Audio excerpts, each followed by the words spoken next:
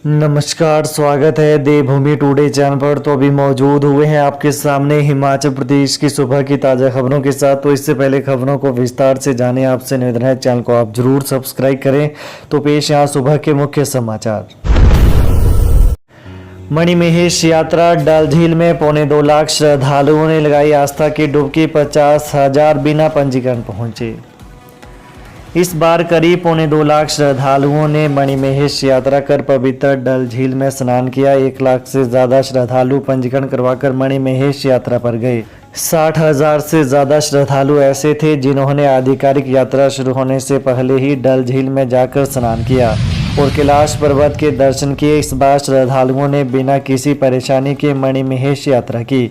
वहीं बारिश के बीच भरमौर प्रशासन ने 2 बार अस्थायी तौर पर यात्रा को रोका, लेकिन मौसम साफ होते ही उसी या अगले दिन यात्रा को सुचारू कर दिया। अभिनेता आमिर खान ने आपदा राहत कोष में 25 लाख रुपए का दिया अंशदान। बॉलीवुड के मिस्टर परफेक्शनिस्ट अभिनेता आमिर खान ने कोरोना का परिचय देते हुए आपदा राहत कोष 2023 के लिए 25 लाख रुपए की राशि का अंशदान दिया है। मुख्यमंत्री सुखविंदर सिंह सुक्खू ने आमिर खान के सहयोग के लिए उनका हार्दिक आभार व्यक्त किया है। सेब पैकिंग के लिए अगले साल लागू होगा यूनिवर्सल कार्टन टेलीस्कोपिक पर रोक। हिमाचल प्रदेश में सेब की पैकिंग के लिए अगले साल से यूनिवर्सल कार्टन का इस्तेमाल होगा। टेलीस्कोपिक कार्टन पर पूरी तरह रोक लगा दी जाएगी। यूनिवर्सल ग्रेडिंग के मानकों के अनुसार बागवानों को 24 किलो के बड़ा और 12 किलो के लिए छोटा यूनिवर्सल कार्टन इस्तेमाल करना होगा। वहीं ठियोग के कांग्रेस विधायक कुलदीप सिंह राठौर ने पिछले कल विधानसभा के मानसून सत्र के सदन में इसे लागू करने का मामला उठाया।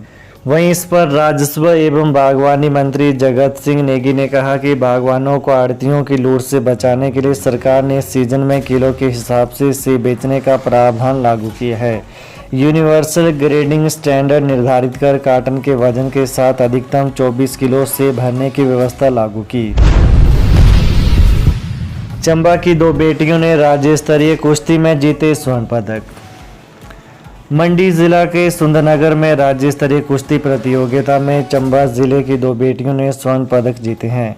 टीम मैनेजर धीरज ठाकुर ने बताया कि 33 किलो वर्ग में राज्य के कन्या वरिष्ठ माध्यमिक विद्यालय चंबा की महिमा कुमारी और 58 किलोग्राम वर्ग में राज्य के वरिष्ठ माध्यमिक विद्यालय भांदल की अनन्या ठाकुर ने स्वर्ण पदक जीते हैं।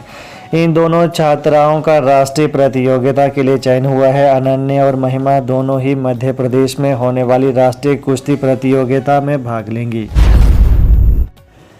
बैंड बाजे के साथ पैदल चली महिला चौथे दिन पहुंची नाहन, डीसी को सौंपा ज्ञापन। 65 किलोमीटर लंबा सफर पैदल तय कर दलित समुदाय से संबंध रखने वाली महिला परिवार के साथ चौथे दिन नाहन पहुंची। महिला ने उपायुक्त को ज्ञापन सौंपा और शामलात भूमि पर कब्जा दिलाने की गुहार लगाई। जिला मुख्यालय नाहन पहुंचते ही महिला गाजे बाजे के साथ उपायुक्त कार्यालय परिसर पहुंची और प्रशासन के दरबार में हाजिरी भरकर दुखड़ा सुनाया। दरअसल कमलेश देवी ने एक प्रभावशाली कांग्रेसी नेता पर शामलात भूमि से बेदखल करने के आरोप लगाए हैं। वहीं महिला ने बताया कि उसकी 10 बीघा भूमि पर कब्जा करके उसे बेदखल किया है। अपना कब्जा बहाल करने की मांग को लेकर ही वो पैदल यात्रा कर प्रशासन के पास पहुंची है। प्रशासन को पूरी समस्या बताई गई है। बता दें कि महिला परिवार के 8 लोगों के साथ बुधवार दोपहर बाद संगडाह से पद यात्रा पर निकली थी। नाहन पहुंचने में उसे 4 दिन का वक्त लगा। वहीं वह पति राम स्वरूप, बड़ी बेटी प्रीतिका, बेटा गुलशन, अभिषेक, अनुराग और सचिन के अलावा जेठ के 2 बच्चों के साथ शनिवार शाम नाहन पहुंची और उपायुक्त से मिली। महिला का आरोप है कि उसकी फरियाद को किसी ने नहीं सुना। हिमाचल विधानसभा सत्र स्टाम्प ड्यूटी बढ़ाने के विरोध में सदन में भाजपा की नारेबाजी किया वॉकआउट। हिमाचल प्रदेश विधानसभा में मानसून सत्र के 6ठे दिन की बैठक सत्ता पक्ष और विपक्ष के बीच नोक झोंक से शुरू हुई। पिछले कल प्रश्नकाल के बाद यह तनातनी उस वक्त हंगामे में बदल गई जब राजस्व मंत्री ने 2 अलग-अलग विधेयक पारित करने के प्रस्ताव रखे। यह हंगामा भोजनावकाश से पहले और बाद में हुआ।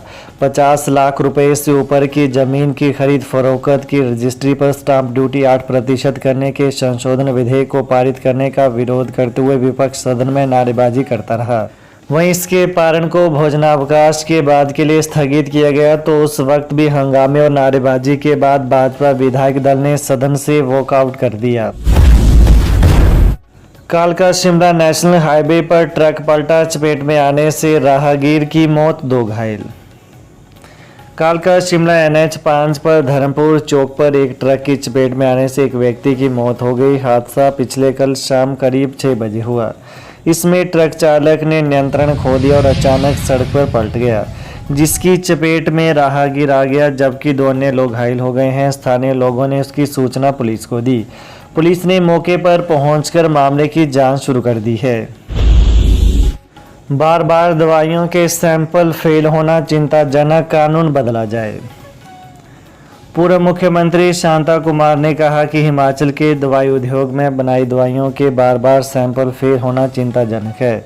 हिमाचल की 12 दवाइयां फेल होने का समाचार अभी आया है। कुछ समय पहले समाचार आया था कि 6 मास में हिमाचल की 93 दवाओं के सैंपल फेल हो गए हैं। उन्होंने कहा कि भारत दवाई उद्योग उत्पादन में पूरे विश्व में एक अग्रणी स्थान रखता है। सस्ती जेनेरिक दवाई बनाने में भारत को विश्व की फार्मेसी भी कहा जाता है। इस उद्योग में करोड़ों रुपए लगा है और हजारों लोगों को रोजगार मिल रहा है। उन्होंने कहा कि हिमाचल के लिए सौभाग्य की बात है कि देश के दवाई उद्योग का 40% योगदान हिमाचल का है।